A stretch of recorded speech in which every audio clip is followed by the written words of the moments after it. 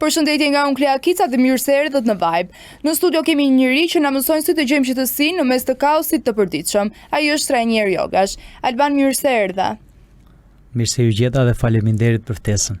Jam shumë e lumtur që të kam, që të na japësh pak këshilla për qetësinë, duke qenë se së fundmi të gjithë, jo vetëm unë, jemi shumë të stresuar, shumë të angazhuar dhe nuk dim realisht se si ta gjejmë qetësinë në veten tonë në radhë të parë. Çfarë përmban yoga? Çfarë është konkretisht yoga? Yoga është një shkencë shumë e gjerë holistike që e kap njeriu nga të gjitha aspektet. Çfarë në kupton kjo? Njeriu është një qenie shumë dimensionale. Nuk është as qenie psikologjike, as fizike, as kimike. Është një qenie bioenergjike shumë dimensionale. Dhe duke kuptuar këtë koncept, ne futemi thellë në psiqikën e njeriut. Të kuptojmë si është njeriu dhe yoga fillon dhe i kap këto gjëra një nga një, duke filluar që nga shqisat, që nga ndjesit, që nga frymarrja, që nga mendja, domethënë fillon studion mendjen, që nga trupi, domethënë fillon punon me trupin në mënyrë që trupi të krijohet një trup i fortë, fleksibël dhe mendja automatikisht reflekton këtë trup. Pra janë të lidhura. Si nisi rrugtimi juaj në yoga? Rrugtimi në yoga ka nisur nga kureshtja, duke parë një mjeshtër që fliste për një dimension që quhet intuita e lartë ose syri i tretë. Dhe unë si natyrë kurioze që jam, fillova ta kërkoj pak dhe kuptova që ne, kjo ka ndodhur shumë herët, kuptova që ne nuk jemi thjesht kjo që mendojmë se jemi ose ajo që mendojnë të tjerët ose shoqëria që jemi. Dhe aty fillon rrugëtimi i brendshëm i eksplorimit. E kuptoj. Çfarë të shtyu drejt kësaj disipline? Vullneti dhe dëshira për të qenë më i gjallë. Duke, nëse shikojmë historikun tim, unë kam qenë një person që jam marrë me sporte dhe me arte. Dhe kjo tregon që unë kam dëshirë të jemi gjallë dhe yoga është një mënyrë për ta bërë njeriu të gjallë. Pra ti fillon bëhesh i gjallë jo në aspektin, jo në koncept as në psikologji. Ne mund të themi shumë gjëra këtu, po ti tani e ndjen trupin tënd të gjallë? Po. Çoj vëmendjen te trupi jot dhe mos e shkëput nga trupi jot. Dhe të shikosh për disa sekonda do ndihesh akoma më e gjallë. Dhe kjo është një praktik e gjallë. Në Shqipëri ne mendojmë se jogat janë vetëm për femrat. A ka meshkuj që vinë bën yoga apo është akoma tabu? Ka meshkuj që vinë bën yoga, por diferenca është femrat janë 70% dhe meshkujt janë 30% ende. Pse? Sepse femra nga natyra është e pajisur me disa antena që ja ka dhënë dhurat Perëndia, sepse ka femininën dhe feminina është nga natyra intuitive. Dhe femra i kap më thjesht gjërat, frekuencat e larta, gjërat që më bëjnë mirë mua, transformimin tim. Kurse mashkulli duhet të duhet të punoj me veten më shumë që të arri t'i hapi këto antena. Dhe kemi dhe pjesën tjetër që mashkulli ka dhe një qikat e egon që kujton sikur i di të gjitha.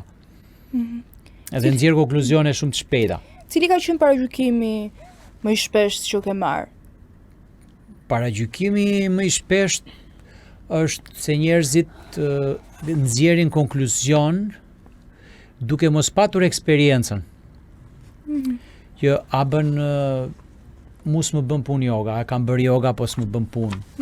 Unë se di ç'është meditimi, s'besoj te meditimi. Pra ja koncepte që pa e ditur se çfarë është, ti ke nxjerrë një konkluzion. Dhe ky konkluzion e di pse vjen. Pse? Sepse ti jeton në mendje. Kur njeriu jeton vetëm në mendje dhe nuk ka përjetuar diçka përveç mendjes, diçka më të thellë, si për shembull? Si për shembull është gjendja meditative. Që do të thotë? Që do të thotë është një gjendje që ti ndihesh plotësisht i gjallë, prezent, dhe mendimet e tua, mendja jote është diçka tjetër. Është diçka që të përket ty, por nuk të komandon ty, nuk është bota jote. Nuk është gjithë bota jote e varur te mendimi. Dhe fatkeqësisht ne jemi të kufizuar te mendimet tona dhe kujtojmë sikur jemi dhe këto mendime na gjykojnë, na paragjykojnë dhe komandojnë gjithë strukturën tonë jetësore. Jetojmë me që përmendëm meditimin. Meditimi ka lidhje me jogën, no? Yoga pa meditim nuk është yoga. Është gjimnastik. Okej. Duhet ta ndajmë pak këtë, se ka shumë që e nxjerrin jogën si tren. Ta sqarojmë pra për të gjithë. Po. Kujtojnë sikur kjo është yoga, duke bërë disa postura, ajo është thjesht një parapregatitje. Yoga reale e thellë, do disiplinë, do të bësh teknika frymarrje, që të rrisësh energjinë që quhet prana, energjia jetësore në trupin tënd. Se gjëja e parë që unë bëj me njerëzit është t'i zgjoj dhe t'i rris energjinë në trupin e vet. Si zgjon? Pra duke punuar me trupin fizik, duke punuar me frymarrjet, me relaksimin, me përqendrimin dhe me rritjen e energjisë. Gjitha këto janë punë që kanë konceptin e tyre dhe fillojnë të formohet personi dhe fillon zgjohet, aty quhet ai zgjimi. Zgjimi nuk është një koncept mendor, prap, është një koncept real. Është një moment real. Pra, nëse unë do ta krahasoja zgjimin, nëse ti përballesh në 100 sekondës, nëse je përballë një elefanti dhe një elefant vjen përballë teje, si do ndihesh? A do ndihesh 100% on? Pra, aty është dhe yoga atë qëllim ka, që të bëj që ti të jesh 100% on, me të gjitha shqisat aktive. Jetojmë në një kohë kur jemi super të ngarkuar, ashtu siç e thash më parë, ku dhe të gjithë njerëzit kanë pothuajse të gjithë kanë ankth, vuaj nga ankthi. Sa të ndihmon realisht yoga për të dalë nga kjo gjendje? Po pikërisht këtë bën yoga, ndan çapin nga sheqeri. Të thotë ty që ti për 5 minuta, ti o rob që ke ankthin, që ke stresin, ulu 5 minuta se nuk pëson gjë dhe fillo vrojto frymarrjen tënde. Fillo vrojto trupin tënd, çoje vëmendjen tënde te gjuri, çoje te këmba. Çfarë bëhet në këtë moment? Kur mendja nuk mund të shkojë në 100 vende në të njëjtën kohë. Do shkojë te gjuri dhe në momentin që mendja shkon te gjuri, ndërpritet ajo gjurma e stresit ose ankthi, se ankthi çfarë është një gjë që xhiron energjetikisht në trurin ton dhe përsëritet, diçka që nuk e pranojmë. Çfarë bëjmë ne kur çojmë vëmendjen te gjuri, te fryma? Ne e shkëpusim këtë pattern dhe aty krijojmë lidhje me realitetin që është tani.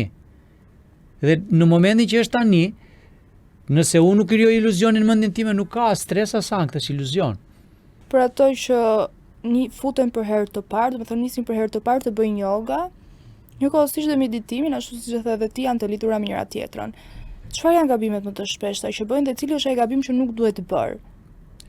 Gabimet më të shpeshta janë ta krahasojnë veten e tyre me dikë person tjetër, duke parë të gjithë kemi kapacitet fizik, mendor, energjetik të ndryshëm. Krahasimi. O se bëj dotun, se e bën ajo, o nuk vi dotun. Domethënë është ky pjesa e krahasimit 1. Pjesa e dytë është që kur fillon punon me veten, dalin dhe në sipërfaqe, në fillim dalin disa gjëra, disa trauma, se ato dalin për të pastruar. Në momentin që ti çon vëmendjen te vetja jote dhe nuk e kthen gishtin jashtë, do të thotë që ti po shikon veten tënde dhe duke parë veten tënde ti fillon shikon dhe të shtrendat e tua. Fillon shikon dhe traumat, fillon shikon ato impresionet e ngarkuara nga fëmia i brendshëm, që janë energjetikisht të ngarkuara, që presin të shpërthejnë, dhe kur një person fillon yoga, ato fillon dalin në pa. Dhe gabimi më i madh është kur persona fillojnë të dorëzohen që në fillim. Dhe nuk e ndërmarrin këtë rrugtim. Të ka ndodhur ty që të dorëzohen? Shumë herë. Edhe unë jam dorëzuar ka pasur periudha. Por jam rikthyer, kam vazhduar. Të marrim një rast konkret. Unë kam shumë fobi thikën. Thikën. Yes. Do me thënë ose ka dhe njerëz që kanë frikë lartësit. Po. Kjo do të thotë që unë kam traumë këtë dhe si më ndihmon yoga që unë mos të kem frikë të përballem me realitetin që dëgjoj thika pavarësisht unë mund ta kem në dorë, nuk më jep asnjë lloj rreziku. Ose nëse unë jam në balkon, mendja ime më thotë që unë më tërheq. Ka njerëz që kanë fobi dhe nga pulat. Kanë tmerr. Unë nga macja kam fobi për shembull. Këto fobi është një diçka që zgjidhet shumë thjesht, me një hipnozë, me një meditim, me disa praktikat e energjisë psikologjike mund të zgjidhen sepse është një eksperiencë traumatike që ti e ke krijuar në vitet e fëminisë. Jo, unë nuk kam pas asnjë. Atëherë nëse nuk e ke pasur në vitet e fëminisë, do duhet besosh konceptin e jetëve të kaluara. Okej? Që do të thotë? Që do të thotë shpirti nuk vdes kurrë, sipas traditave vedike dhe pothuajse gjithave kulturave spirituale, ne nuk vdesim, shpirti jon rimishërohet gjithmonë, vjen dhe ikën, domethënë në momentin që trupi jon përfundon ciklin e vet, shpirti dhe gjitha virtytet që ne kemi krijuar, por edhe gjitha të shtrënda që kemi për të punuar, ikin.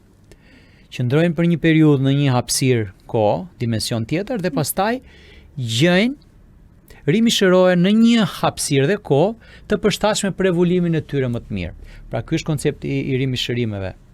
Dhe ne kemi një thes me gjëra nga jetë kaluara që vijnë për t'i punuar në këtë jetë. Dhe kur përballemi me frikra të tilla, do të thotë që ka diçka që ka ndodhur në të kaluarën ose në jetën e kaluar që duhet punohet. Ka mundësi ti është vrarë me thikë në një jetë kaluar, të ke vrarë. Ose ke qenë luftëtar ose luftëtare dhe do me thënë kjo ka të bëj me jetën e kaluar, në qoftë se nëse ti nuk nuk e ke është nga traumë. vitet e fëmijës, po. Po. Po më çudit. Nuk është diçka e re kjo që po them unë. Jo, unë për herë të parë po e dëgjoj dhe nuk po e perceptoj akoma mirë, do më duhet kohë. Sot shohim shumë foto estetike në rrjetet sociale me poza të vështira yoga. Po. Edhe është e vërtet? Po, është e vërtet. Apo jo? Më thuaj nëse e kam gabim. Jo, është e vërtet. Okej, sa dëmton kjo fasad thelbin e vërtet të jogës?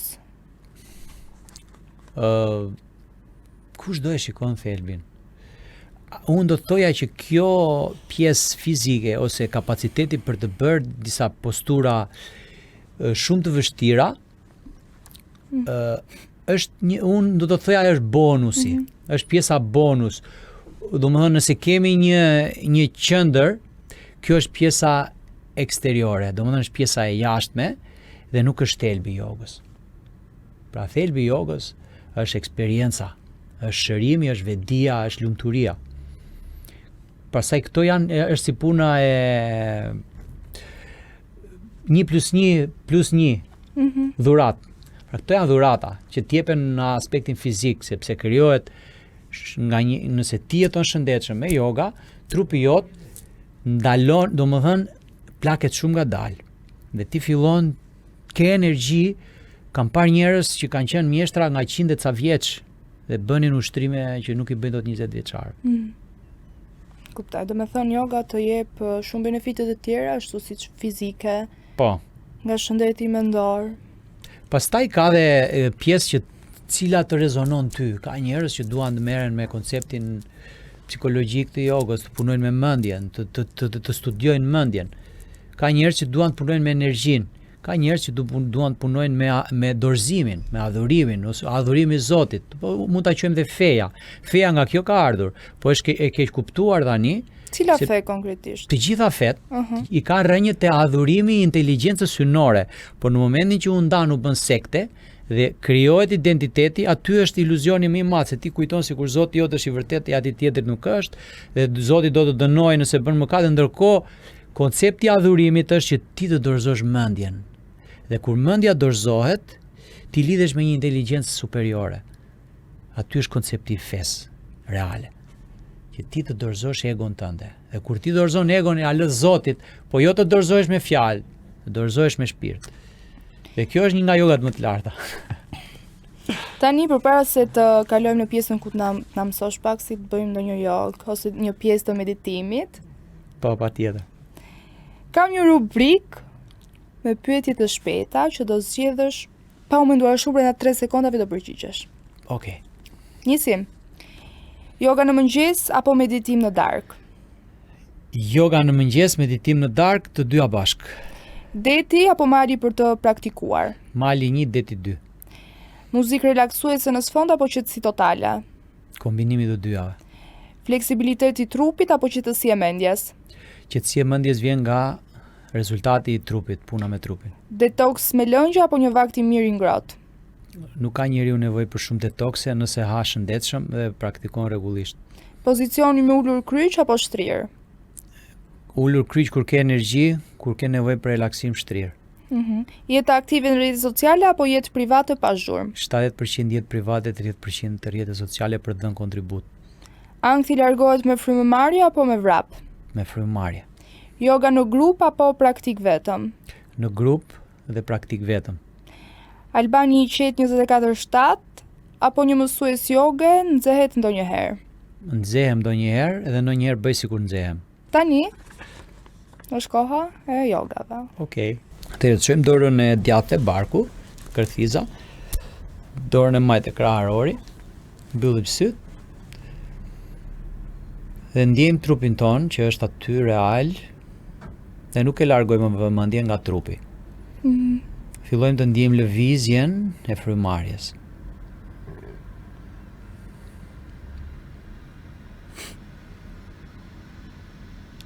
Tani fillojmë frymëmarrjen e shtym poshtë e barku dhe ndjejmë barkun që ngjitet lart dhe zbret poshtë. Bëjmë pak më të thellë.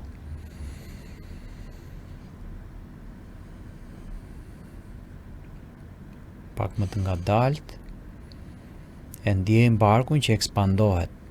Dhe njëkohësisht me frymëzjerjen relaksojmë çdo muskull, çdo pjesë të trupit.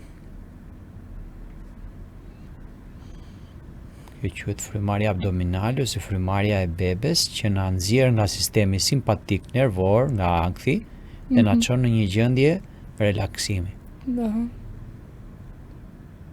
Tani do kalojmë tek pjesa e dytë. Ti hapim syt? Jo, nuk është nevoja, duke mbushur barkun, fillojmë mbushim dhe krahërorin. Kjo quhet frymëmarrja e plotë që do na karikojë me më shumë energji. Mbajmë. Nxorë. Ndjejmë dhe çirojmë. Sepse nuk I kem mësuar mushkrit, të duket shumë. E mbajmë, ndjejmë, që jemi këtu. Let it go. Unë veç po ndjej sikur po më merret fryma. Pra. Do më bjeri të fikt. Se si e mësuar, se tani fillon rritet energjia në trupit tënd. Zakonisht fillestarët u merren pak mend. Sepse ne kemi një sasi shumë të madhe oksigjeni që kalon në kapilare dhe në gjak. Dhe kur kjo ndodh, truri nuk e përballon dot në fillim, po kur mësohesh, ajo dizziness që quhet kthehet në qartësi dhe në energji. Po meditimi. Meditimi ndodh pasi bëhet kjo praktik ose disa praktika të tjera, ti rri qet dhe fillon vrojton frymëmarrjen tënde ose trupin tënd, ose çon vëmendjen tënde në pjesë të trupit, ose thot një mandra. Mandra është një tingull që ti e përsërit dhe ai tingull I çfarë bën, I jep drejtim mendjes tënde, se mendja jote është përqendruar. I thot kri këtu. Ti si ekspert që je, mendja ime si është tani? Ti tani e qetësuar goxha. Po. Po ndikohesh nga prezenca ime. Nga energjitë tuaja. Nga të gjithë njerëzit ndikohesh. Ke vënë re kur vende shkon dhe rri me njerëz negativ edhe direkt të kap energjia. Edhe njëjta gjë edhe me qetësinë, me energjinë pozitive. Nuk jemi të lidhur në çdo aspekt. Pra, çdo gjë që ti bën me veten tënde ka një rezultat jashtë në shoqëri. Prandaj shëntorët e mëdhenj thonë që be happy is the highest yoga. Domethënë, po ti je I lumtur është yoga më e lartë sepse ti rezonon energji pozitive dhe ajo energji pozitive prek njerëzit rreth rrotull. Dhe afekton shoqërinë pozitivisht. A ka kontribut më të mirë se të gjithë nxjerrin vrerë në këtë shoqëri. Edhe ti që bën meditim me yoga. Çfarë? Nxjerr vrerë? Unë nuk nxjerr vrerë. Unë bëj kritika të shëndetshme. Po të shikosh në videot e mia në rrjetet sociale, nxjerr të vërteta. Çfarë kritike të shëndetshme do më bëje mua? Kritik të shëndetshme ty. Një kritikë e shëndetshme do të ishte që ta çoje vëmendjen ta drejtoje te zemra jote, te vetja jote. Në momentin që ti shikon veten tënde, ndihesh aq bukur dhe njerëzit e tjerë duken të bukur. Po të shikosh veten tënde gabime, do shikosh gabime gjithandej. Me që folëm për energjit, çfarë energji do dha emisioni Vibe? Shumë vibe i lartë, Të pëlqeu? patjetër. Do të kemi kënaqësinë që do të kemi sërish në studio. E vlerësoj. Dhe pse jo me ndonjë nxënës, praktikant të jogës, Pse dhe me jo? ty si trajner. Po, patjetër. Të falenderoj shumë dhe Edhe ishte unë. kënaqësi. Kënaqësia ime që ti ke mundësi të përcjell një mesazh të mirë.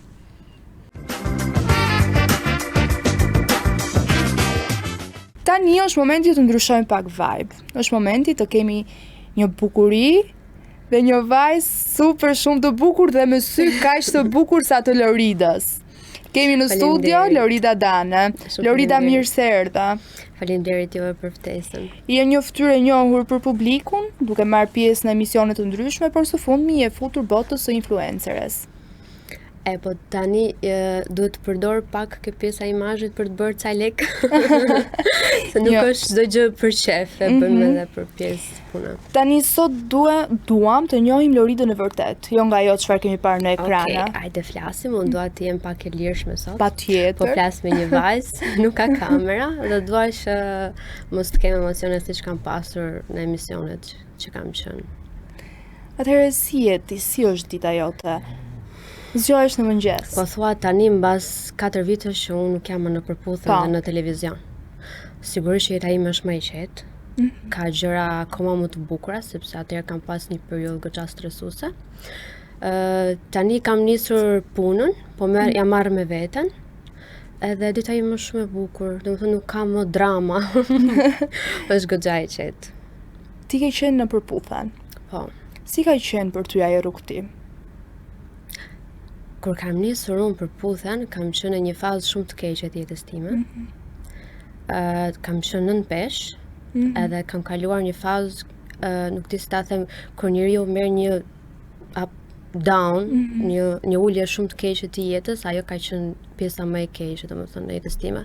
Dhe kur u futa në përputhem, jam futur kot. Shoqet e mia më shtyn që unë të futesha, edhe që nga ai moment e mbrapa, unë vetëm isha up. Do me thënë, kalova pjesën e ankthit, të stresit, të mos shkuarit të gjërave mirë, do me thënë, çdo gjë për mua ishte beter, si nga jeta personale, si nga jeta shëndetësore, nga mendova që më dukej sikur më kishte ndjekur një fat i keq, do me thënë, dhe nuk e dija ma solli përputhen fatin e mirë, por mund të them që nga përputhen e mbrapa pata goxha një rrugtim të Do mirë me edhe thënë ngritja. përputhen të pas ka shërbyer për mirë. Po, Po një gjë të keqe, çfarë një eksperiencë të keqe nga përputhen, çfarë ke marrë në një gjë të keqe nga ai format? të them të drejtën, gjë të keqe kisha thjesht ato, më kujtojnë vetëm fazat që unë qaja shumë, qaja të mërësisht shumë, edhe kur e shikoja vetëm transmetim, thoja, o Lor, po pse qanë, po e kisha thjesht nga që unë, po akoma nuk isha shëruar, si i thonë, isha akoma me trauma dhe në emision prekesha shumë shpejt për shkak se unë kisha trauma. Çfarë Vetëm këto trauma më shke kujtohen. pas? Po këto që sapo përmenda, do me thënë, nuk punoja shumë, isha bërë si robot. Njerëzit që jetonin rreth meje e dinin se sa unë punoja. Edhe nuk kisha asnjë gjë të bukur, shëndeti do me thënë imi isha aq shumë nën pesh sa nuk kisha më, si i thonë, nuk kisha më besim tek vetja. Edhe këti isha, po të shikosh fytyrën time se si kam qenë do më kuptosh çfarë po them. Përputhen është një program për vajza dhe çuna që njihen dhe dashurohen. Po.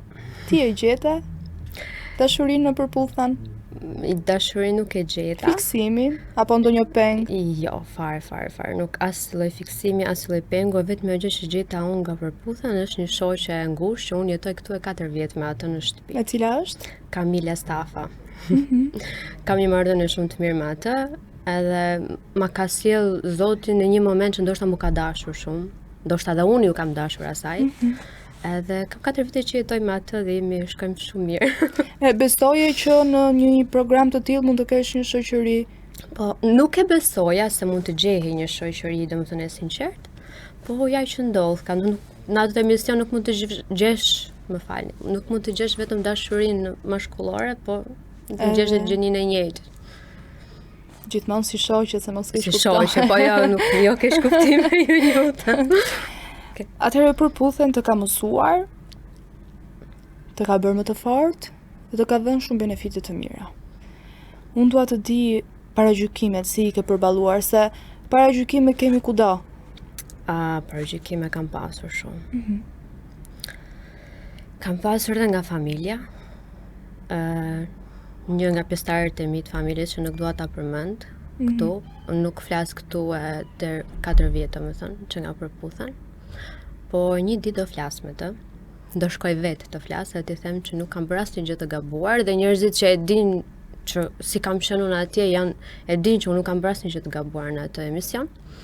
Paragjykime kam pasur dhe nga meshkuj, për shembull, mbasi u futa në atë emision, meshkuj trembeshin nga mua. Mendoj që mund ta ketë çdo njeri që merret me televizionin këtë gjë, jo vetëm unë. Edhe nëse dikush të fliste, vinte të fliste vetëm për të mbushur atë egon e vet që unë i fola kësaj, kupton? Jo se po i flas kësaj se dua ta njoh si njeri, po i fola kësaj edhe e kishte për krenari edhe i tregonin njerëzve dhe mua kjo më stepi. Edhe unë 2 vjet mbas përputhjes unë kam qëndruar single, pa asnjë date, pa kërkuar të njoh një mashkull, kupton? Edhe them drejtën kam qenë shumë e qetë. Je më e qetë në fakt kur Jam. je në këtë pauzë. Duket sikur merresh më shumë, i dhuron më shumë dashuri vetë, sikur merresh më shumë jam me marrë veten. me disa angazhime në televizion, po kanë qenë shumë të vogla. Televizioni të jep shumë adrenalin. A je aft ti që ta përballosh atë adrenalin që ta jep televizioni, kupton? Edhe ta bësh barazpesh me jetën tënde personale. Ku e mendon veten tani? Si e mendon? Tani apo tani në këto për momente më që po vonë? flasim, edhe për më vonë, për në vijim. Duke qenë se ke marrë një pauzë të gjatë nga televizioni, nga bota e ekranit, nga mediat. Të them të drejtën, e mendoj veten, unë kërkoj shumë nga vetja. Unë i kërkoj të dyja gjërat. Dua edhe një jetë stabil, me familje të mirë, domethënë, po dua edhe jetën e ekranit. Më pëlqen shumë të bëj dhe foto, të merrem me Instagramin. Jo se nuk po e bëj këtë gjë, po e bëj, por do doja që të kisha një barazpesh të dyja këtyre, kupton? Edhe një mashkull që të më supportoj. Për meshkuj do flasim pastaj, për mi që the, për fotot e Instagramit, më pëlqen të merrem Instagram. Njerëzit të shohin nga Instagrami, edhe thonë kjo vetëm bën foto. Është shumë e vërtet kjo.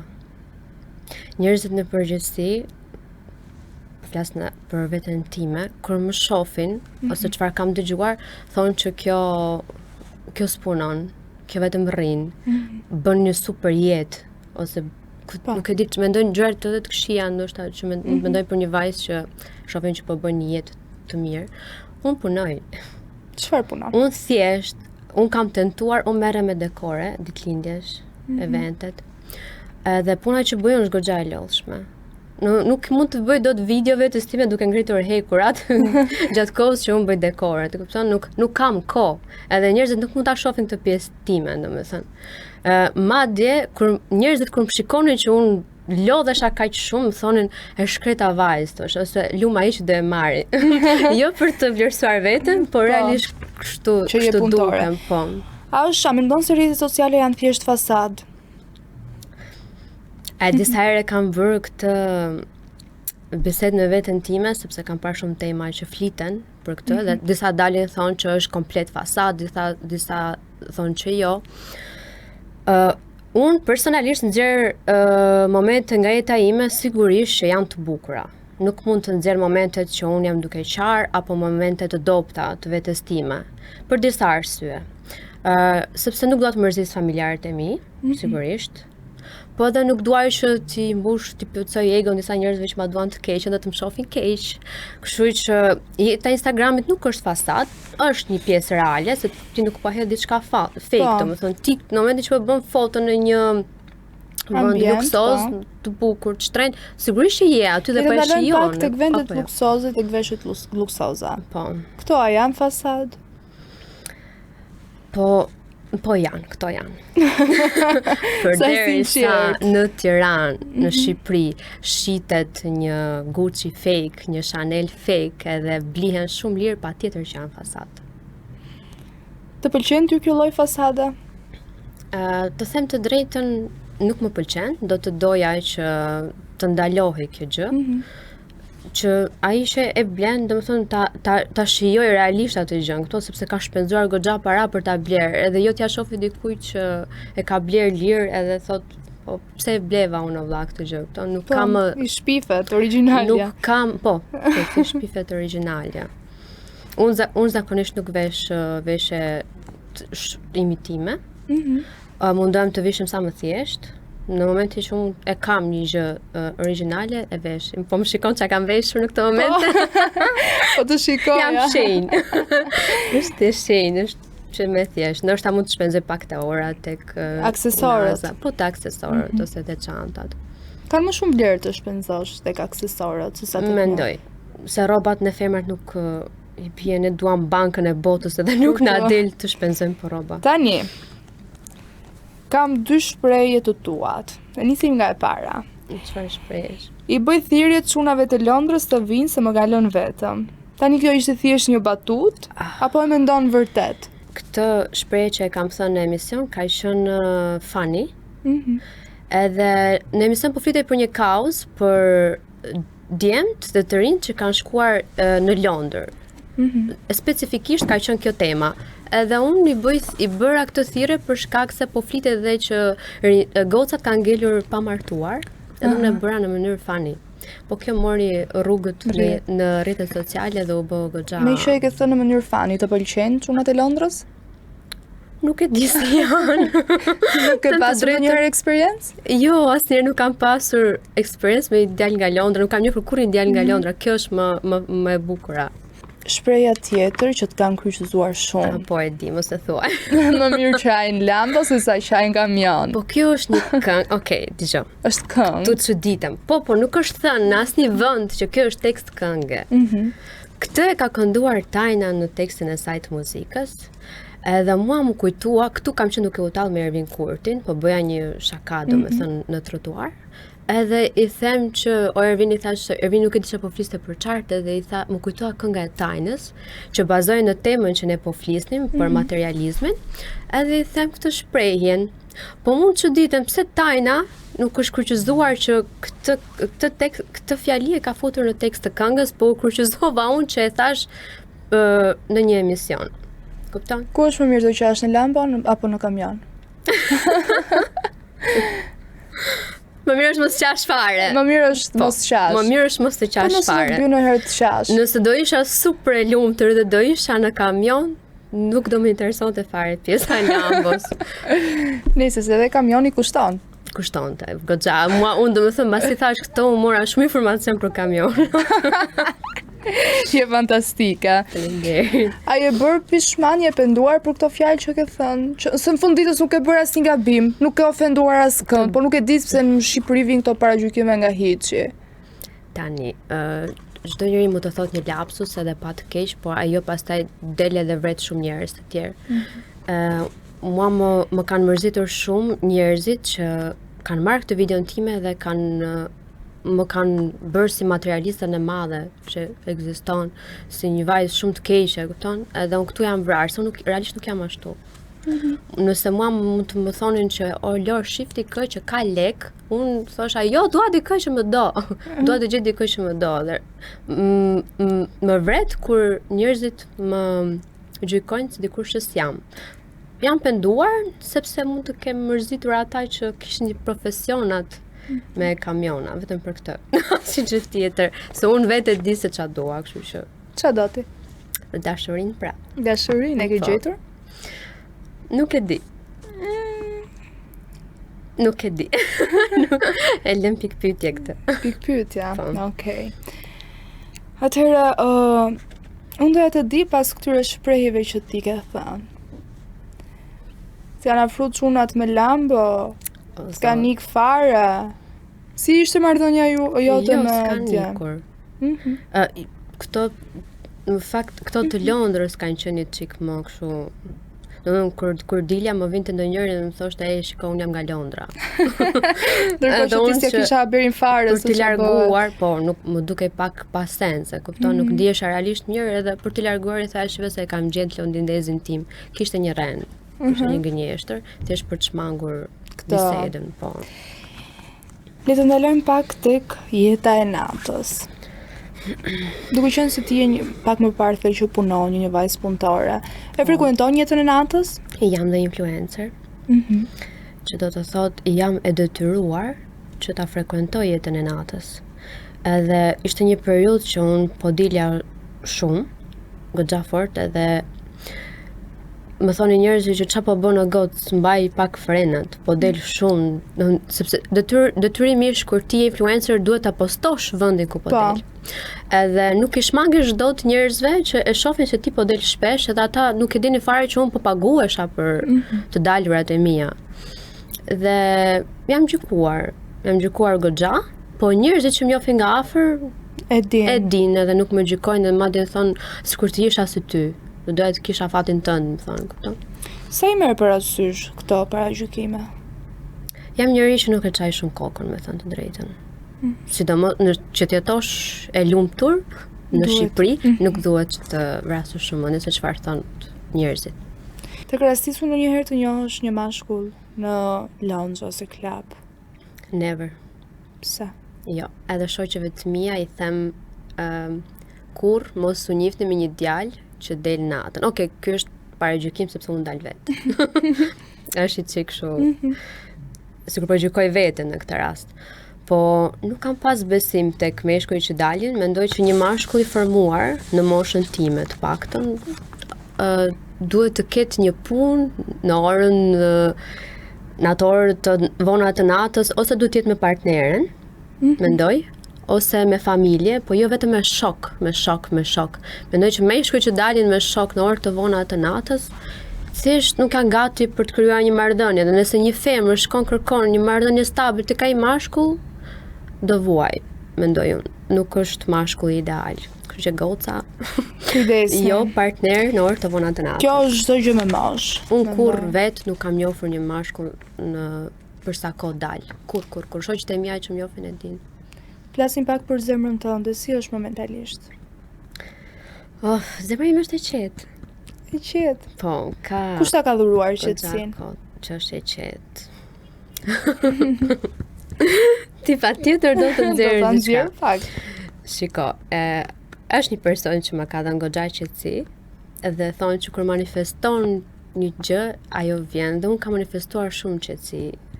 Edhe realisht e kam këtu e 2 vjet, më fal. 2 vjet unë jam e qetë. Jam goxha e qetë. Verior apo jugor? Si mendon ti? Verior mendoj. Verior është. Nuk po flas më shumë. Okej, tash mami do më pyesë kush është ai? Çfarë krahina është ai? Verior. Beriosh I madh? E di, prandaj po e loj kështu. Mos ndoshta e ke Libran? Jo, nuk është Libran. Shkodran? Jo. Kukjan? Jo. Kuksian? Jo. Mirditor? Sa ko e bukur sot. Mirditor, a? Kush janë çunat më të mirë nga veriu? Nuk kam njohur shumë. Domethënë, nëse un kam pas lidhje, kanë qenë goxha shumë të gjata dhe nuk kam pasur shumë kohë të njoh dikë tjetër. Po, thjesht ça dëgjoj nga shoqjet e mia.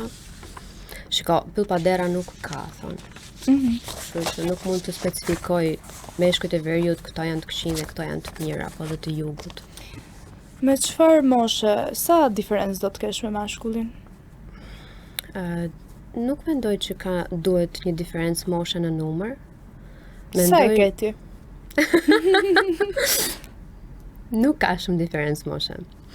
Po, mendoj që duhet aty afër. Jo shumë mosh, shiko, nuk duhet që t'jetë me i vogël sa unë. Jo sepse ka një problem mosha diçka, po mendoj që sot meshkujt duan që ta shijojnë shumë jetën edhe kanë filluar dhe kur janë në 30 atë thonë akoma dua të shijoj jetën, nuk jam gati për një lidhje stabil, jo kem më tremb. Po ti e ke gjetë, çfarë të tremb Për shoqet e mia, jo për mua. Ti çfarë Më të tremb se s'ka të kam një tremb. motër të vogël. Okej. Mendoj edhe për motrën time. Kam shoqen që e kam tek shtëpia, kam shoqe të tjera që janë beqare. Jo, për veten time u thash, unë zemra ime është e qetë. Për momentin. Sa do ta kisha dhënë zemrën e qetë. Manifestoje. Si ta manifestoj?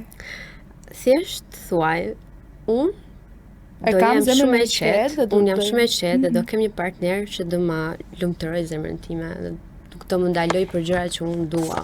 Unë Jam kam kurioze tani. Ti the që unë nuk kam njoft kurrë në lounge apo klabe partnerin. Ku e njofte ti partnerin? nga shoqëria. Shoqëria e përbashkët. Po. E prisje? Shiko, Që jo, do- nuk e kam pritur, thjesht para se ta njihja kam bërë thjesht një lutje Zotit që mos më lërë më vetëm, se tash kisha goxha kohë.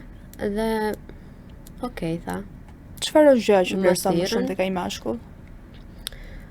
Gjëja që besoj më shumë Vlerëson. vlerësoj. E ka zemrën shumë të mirë. Që do të thot, jo në aspekt se direkt do thonë fillojnë komentet e që ka bujar, ky kush e di jep kësaj, ku ti unë se ç'a mendojnë këta, Po, aman se janë se- bërë negativ. Ka zemrën e mirë që do të thot ai bën shumë për familjen. Nuk pi alkool, nuk pi drog, nuk është nevrik. Ku ti ka dhe një zgjuarsi që më frikson njëherë, domethënë nuk bëhet xheloz kot. Më lë të lirë të jetoj dhe jetën time, kap shumë besim tek mua. Këto gjëra. Sa vështirë është sot të kesh në krah një mashkull që ka besim tek ti. Shumë. Shumë e vështirë. Për shkak se është rrit shumë materializmi, mendoj. Për shkak se rrjetet sociale e kanë bërë shumë të lehtë që një çift të shkëputet të ndahet. E kanë shumë të lehtë si femrat edhe meshkujt që të gjejnë dikë tjetër për të zëvendësuar partnerin aktual që kanë pasur. Partnerin e ardhshëm. Bashkëshortin. Po, burrin tim që imagjinar. Ndoshta përfundoj me këtë, ndoshta jo, okay. Po ti mjafton të manifestosh. Unë kam manifestuar shumë. Kështu që trashëgime. Nuk jam. Ke qenë tani të vërtetën. Po, më thuaj. Pa filtra ama. E ke parë pak nga makina, nga ekonomia. Se tani asnjë femër nuk e do një mashkull që nuk ka të ardhura dhe nuk e çan dot rrugën. Po sikur them që ai nuk ka makinë. Po ti gënjen. Jo, s'po gënjej. Po gënjen. Jo, po tash ti nuk e di rrethanat, po ai nuk ka makinë. Nuk po them që s'ka të mira materiale, po nuk ka makinë. Ka avion në base? Çuditshme. Jo, nuk ka as avion. Motor? Ja, as biçikletë. Monopat. Jo, nuk e kam parë fare nga makina. Kështu që kjo përjashtohet total pjesa që unë e kam parë për gjë materiale. Ti je një vajzë fantastike. Unë Faleminderit. nuk të njoh. Por Mund që të po më njihemi. pëlqen. Por që po më pëlqen dhe për të gjithë ato që nuk të njohin, më vjen shumë keq që shumë vajza paragjykohen Nuk vetëm ka nga problem. Për të paktën për ato njerëz që i kanë pranë dhe më njohin dhe më duan fort, më mjafton që Kush është personi i parë që ka besuar tek ti dhe të mbështet? Mami. E ke shoqe mamin? E kam pas shoqe dhe e kam shoqe akoma. Është e ka qenë motra dhe sigurisht shoqet. Po mami e para ka pas pak frik për se unë prekem shumë shpejt dhe i përjetoj emocionale. gjërat. Po, jam emocionale. Po romantike. Më vë në sikletë romanticiteti. Ti çfarë bësh? Më vë goxha në sikletë. Ja, unë dua të di për zhgënjimet e tua në jetë. I vjet marrim nesër. Një zhgënjim dhe një këshill për të gjithë vajzat që janë ndjerë të zhgënjyra në një rrethana që mund të kenë të pasur. Atëherë, Por që mund ta flasësh për një zhgënjim në jetën shko, tënde. jeta ime ka qenë një makabër deri në moshën 23 vjeçë. Që do të thotë, unë kam punuar fort dhe nuk merja asgjë nga punët që bëja. Kam kërkuar njëri të zemrës që t'isha e qetë dhe nuk e kam gjetur në para 23 Vitesh. moshës, po. Pa. Dhe do t'i thoja gocave që edhe punojnë fort edhe nuk po marrin atë që meritojnë, do ketë një ditë të bardhë që ato që si thon kur atë që do korrësh do mbjellësh, do e marrësh një ditë ato që ti meriton. Mjafton ta kesh zemrën e pastër, goca mos xhelozoni për njëra tjetrën, mos bëni keq. Dhe do të bi çdo gjë e mirë vjen. Do të vjen mjafton që ti ta kesh zemrën e mirë dhe ta manifestosh gjën e mirë dhe vjen. Tani, unë kam një rubrik me pyetje të shpejta ku do zgjedhësh për 3 sekonda pa u mendu gjatë, ma. Të se kam parë unë tek jo. Me surpriza, okay. Lambo apo kamion? Mjafton ti me lumtur. E famshme dhe single apo anonime dhe e dashuruar? Anonime dhe e dashuruar. Londra apo Tirana? Tirana. Blok apo sin? Ç'është kjo e dyta? Okay. Sin. Në klub deri në 5 të mëngjesit apo në gjumë në 10 të darkës? Oj. Një balancë mu ta kem? Ja. Jo? Ja. Gjumë deri në 10 të darkës. Okej, dashuri me shikim të parë apo dashuri me interes të përbashkët? Dashuri me shikim të parë. Përputhen apo Big Brother? Big Brother. Paraja blen lumturinë apo thjesht paguan faturat? Paraja thjesht paguan faturat. Thashë them në tavolinë apo biseda serioze? Biseda serioze. Bjond apo brun? Brun. I gjatë apo i shkurtër? I Në mesë. gjatë, of course. Me muskuj apo i bollshëm? Nuk i kam preferuar këto me muskuj ndonjëherë. Lorida e ekranit apo lorida e shtëpisë? Të dyja. Sorry. Lorida, unë falenderoj shumë që ishe pjesë e emisionit Vibe. Faleminderit. Të uroj shumë sukses dhe shpresoj të të shohim sa më shpejt në ekran. Kur të jem gati. Ekranit i mungon një vajzë e bukur e çiltër, Faleminderit. si ti. Falenderoj shumë. Faleminderit juve. Sot në studio kemi një artist që jep emocion dhe frym çdo korde. Ai është Redi Toska. Redi, përshëndetje dhe mirë se erdha. Mirë se vjen. Atëherë, para se të nisi me prezantimin, unë doja të di se si lindi dëshira jote për violinën. Dëshira ime fillimisht ka lindur si diçka, domethënë, që në fëmijëri, domethënë, që 6 vjeç ka nisur si gjë fillestare, duke parë thjesht në televizior, duke parë orkestrat e radio televizion shqiptar, orkestrën e operës, dhe të gjitha ka qenë pjesa që u frymëzova fillimisht dhe kisha dëshirë të blija një violinë. Ma blem prindit dhe fillimisht e mora si lojë, domethënë, nuk është se nisa që të luaja tamam. Nuk është se isha në shkollë muzika apo ku diun. Dhe kaloi ja 2 vite dhe pastaj drejtori i shkollës që kam pasur sepse unë me origjinë nga Rosovesi i Firit, dhe drejtori që kam pasur në shkollë aty më ka çuar tek liceu në Fier dhe aty kam nisur komplet dhe pjesën e violinës, kam nisur komplet dhe shkollën dhe çdo gjë tjetër. Thuhet se violina është instrumenti më i vështirë për të mësuar. Po, Sa kohë të është dashur realisht për ta mësuar dhe pse është instrumenti më i vështirë? Violina nuk ka fund asnjë për të mësuar. Sepse gjithë kohës është të dini një pjesë e re, ta mësosh patjetër, sidomos te pjesa klasike për shembull që janë shumë herë të vështira. Ka shumë gjëra domethënë që nuk ka arrin dot të mësosh.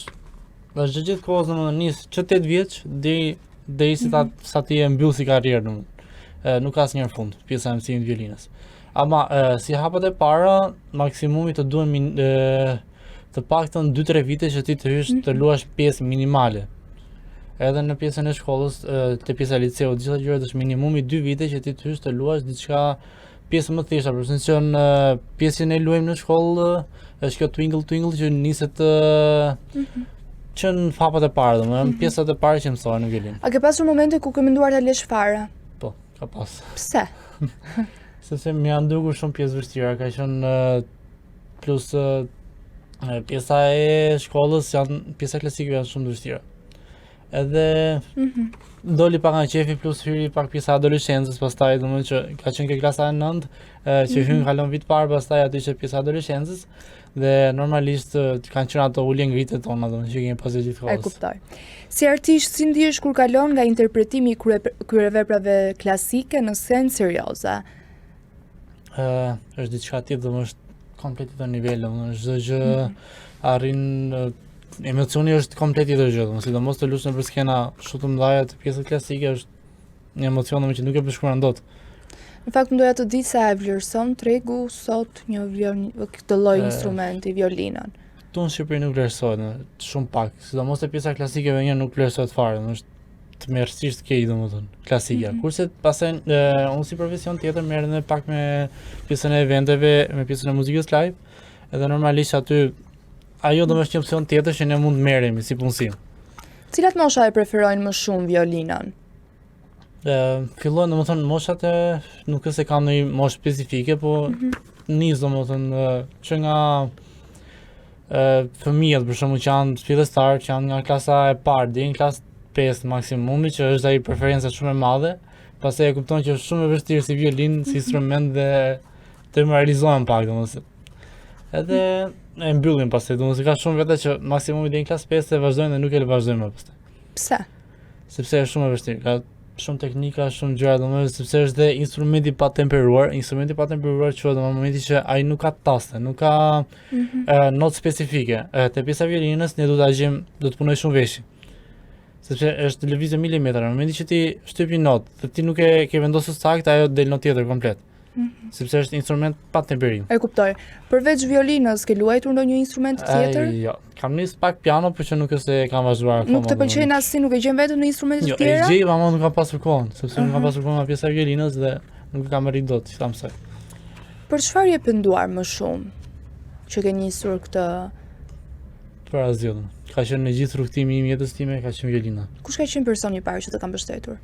Familja. Ka qenë komplet pjesa e familjes që ata ma mundsuan domethënë pjesën e blerjes violinës, pjesën e shkollimit, domethënë që më kanë çuar edhe pjesa e liceut. Ka qenë e gjithë familja domethënë. Me që ti je një person që i bie luan me violin. Çfarë muzikash dëgjon? Edhe pse ne jemi instrumentist klasik, nuk para i dëgjojmë shumë, sidomos. Jashtë pjesa ne më shumë dëgjojmë muzikën moderne, sepse nga që tash që merrem me pjesën e live-it, muzikës live. Normalisht më shumë na interesojnë të dëgjojmë këngë të tjera, domethënë që të mësojmë këto këngë të muzikës live, ballada shqiptare, ballada tuaja, domethënë janë shumë popullore? Shumë pak. Të popullore nuk janë futur, domethënë sepse të pëlqejnë? Po, ama nuk e gjej dot veten aty. Nuk arrit dot ta luaj tamam siç duhet pjesën e popullores. Sepse ka edhe pak teknikat e saj, domethënë. E kuptoj. Klasikja ka violinën, popullorja kë ka? Klarinetën. Është sigurt, të Shqipërinë është klarineta është mbreti i popullores. Cili nga se e frymëzuar ti për të nisur? Ka qenë pjesa që thash në fillim, domethënë ka qenë orkestrat e radios, domethënë orkestra e operas, domethënë që duke e parë në televizion, domethënë ka qenë aty nisi ajo gjëja e parë, pastaj normalisht zhvilluar duke parë dhe koncerte, sidomos te domethënë në Tiranë dhe aty nisi gjitha pastaj. Ky është një pasion, është e lindur domethënë si gjë, apo dhe unë mund të çohem nesër nga mëngjes nga gjumi dhe të them do bëhem violiniste, do nis kursin. Mund ta nisësh të paktën do të nisësh që në fillim, domethënë është në mosha shumë të vogla. Në moshë të madhe nuk mund ta nisësh dot sepse nuk arrin dot ta mësosh. Është sepse janë pjesa e dorëve, është në momentin që të rritesh piqet pjesa e dorës, domethënë normalisht është pak më e madhe, nuk arrin dot që të vendoset pozicioni siç duhet i dorës. Sepse janë pjesë teknike pastaj të violinës që po të hysh janë shumë të vështira. Mbajtja e harkut, vendosja e dorës maj, domethënë shumë gjëra, shumë teknika që një madh, një rritur nuk arrin dot i bëj. Një fëmijë të vogël ja mëson shumë herë më thjesht. E kuptoj. Publiku shqiptar sa e don violinën? Si janë marrëdhëniet? Këto kohë të fundit ka nisur shumë që e preferojnë shumë, sidomos te pjesa, sepse merrem me pjesën e dasmave, koktelet e dasmave dhe 2 vitet e fundit që kam punuar të paktën kanë qenë shumë e preferuar. Cila është shuma më e madhe që ke marrë kur ke performuar?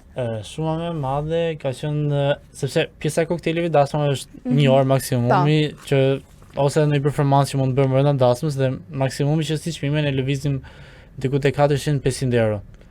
Ama shuma më madhe që është hedhur te pjesa e bakshisheve ka qenë diku tek 1000 euro. Për 2 orë punë. Çfarë vibe të dha emisioni Vibe? Kjo është pyetje që nuk ikën dot nga unë, Normalisht. pa u përgjigj për këtë. Shumë mbështetës, domethënë është diçka domethënë që ta afron, është shumë afrueshëm si emision. Nuk është se të është ndihesh në siklet për shembull, nuk është se Pra dëgjoni ju të gjithë që ka komente negative. Shikon çfarë thot djali. Të falenderoj, ishte kënaqësi për këtë bisedë, je një djalë fantastik dhe të uroj shumë suksese, por nuk e kemi mbaruar. Tani do të nisim një rubrikë të shpejtë ku ti do përgjigjesh brenda 3 sekondave pa u menduar. Je gati? Po. Klasike në teatr apo moderne në klub? moderne klub. Harku i thyer apo korda e koputur në mes të skenës? Harku i thyrë. Dasëm shqiptare apo koncert recital? Dasëm shqiptare. Bach apo Mozart? Ba. Violinë akustike apo violinë elektrike? Të dyja kanë shije dhe sa për mua për momentin është elektrike. Playback apo live me gabime? Normalisht live. Suksesi vjen nga talenti apo nga puna e palotshme? Të dyja kanë përqindjen e saj, ama pa punë nuk mund ta bësh dot me talent vetëm. Serenati në dritare apo performancë në skenë të madhe? Performancën s'kan të madhe. Të dëgjosh dikë që i bie violinës keq apo të qëndrosh në qetësi totale? Të qëndrosh qetësi totale. Atëherë përpara se të performosh, unë dua një këshill për të gjithë fëmijët apo të rinj që sapo kanë marrë në dorë violinën. Mos e demoralizohen që në hapat e para, sepse violina është instrument shumë i vështirë dhe ama sapo e nis, duket domethënë e shef çdo gjë që sa do ecësh. Kështu që në moment mos e demoralizoni që në fillim. Vazhdoni dhe punoni sa më fort sepse ja arrini një ditë. Tani është koha e performancës.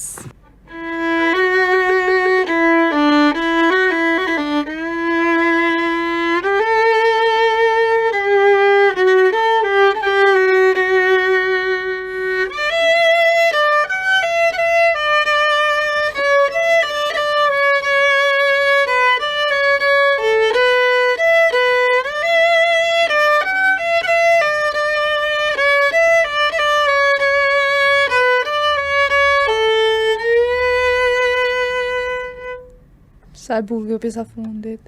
Tani do më mësosh dhe mua se si i bie violinës. Patjetër. Po, çfarë duhet të bëj tani? Fillimisht do të vendosë te pjesa e qafës. Këtu, pra, vendosë këtu.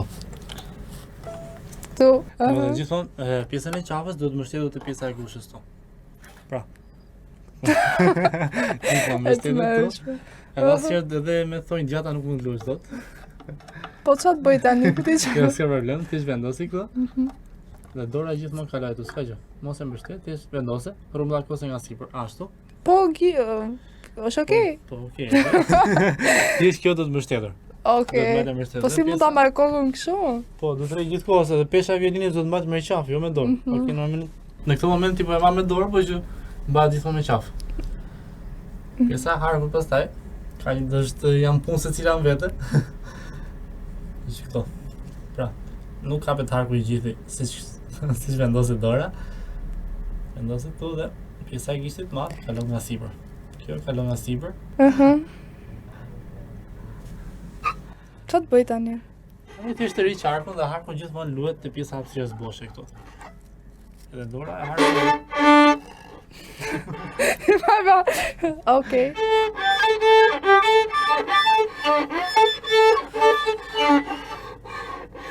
U knaqe? Po. Edhe unë u knaqe, mësova dhe violinën. Tani vjen keq, po ta mora famën, ta mora suksesin, të gjithë njerëzit do më duan mua në përdasma, në evente të ndryshme. Sidomos gocat jemi preferente shumë. Po pra, edhe një gotë si unë është për të preferuar, si mendon ti? S'të bëra pyetjen unë ty. Bjonda apo bruna? Bjonde. Si bjonde? Se kanë dhe këtë, si bjonde? Po se kanë të dashur me bjonde prandaj. Po të mbrune ma fut pas ajo. Okej, nuk mbyllet këtu emisioni, nuk mbyllet këtu intervista, do të flasim pak për dashurinë. Mos. Sa romantik është një violinist? Shumë fare, Sa, i bën të dashurës me këtë? normalisht. Çdo natë? Para gjumit apo në mëngjes? E ve në gjumë me këtë apo e Paresisht dhe zgjon? moodi i saj, domethënë. Si është zakonisht? Jo zakonisht e qetë. Është e qetë. Po zakonisht. Çfarë pëlqen më shumë tek ajo vajzë? Tek pamja fizike janë sytë e saj. I ka blu? I ka jeshil. Aha, bjonde me sy pa. Që ka e bukur ajo. Pas ke shija, drejt. Normalisht. Po do me thënë një i dashuruar. Po në këtë moment po. Në këtë momenti që po flasi. Po. Super.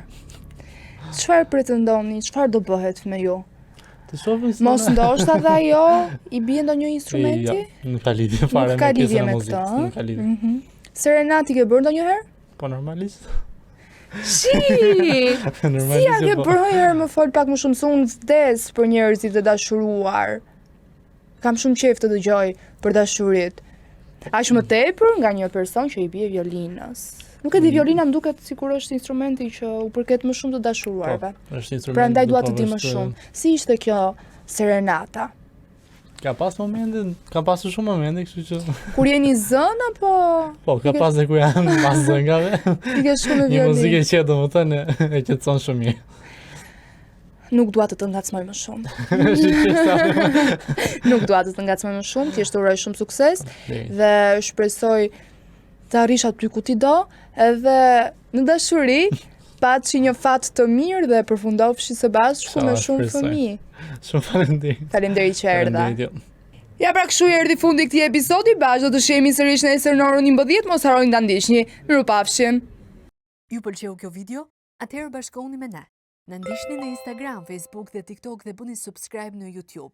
Klikoni like dhe share dhe aktivizoni njoftimet për të mos humbur asnjë video të re. Faleminderit për mbështetjen.